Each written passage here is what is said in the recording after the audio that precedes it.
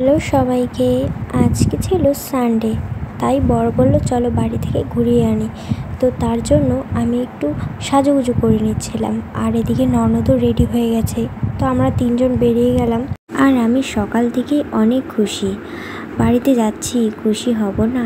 আর আজকের ওয়েদারটা অনেক সুন্দর। আমি আর আমার ননদ না ঘুরতে অনেক পছন্দ করি।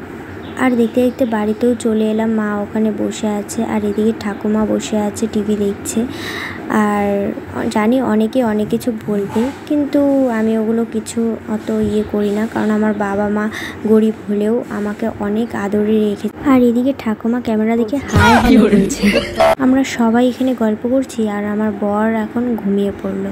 তাই একটু মাথাটা হাতে দিচ্ছিলাম, কারণ ওর খুবই ভালো লাগে, এইভাবে আরাম লাগে ওর অনেক।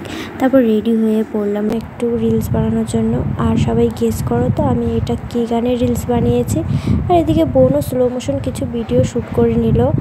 আর এখন আমরা যাব ফুচকা খেতে। তো সন্ধ্যা লেগে গেল, বেরিয়ে গেলাম ফুচকা খাওয়ার জন্য।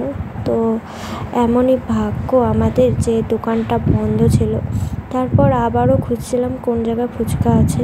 তো এদিকে একটা ফুচকার দোকান পেয়ে গেলাম, তাই ফুচকা খাওয়া হয়ে গেল। আর এখন আমি টাটা বলে বাড়িতে বেরিয়ে গেলাম, বাড়িতে যাওয়ার উদ্দেশ্যে, মানে আমার শ্বশুর বাড়িতে। তো আজকের দিনটা এমনটাই গেল। তো টাটা।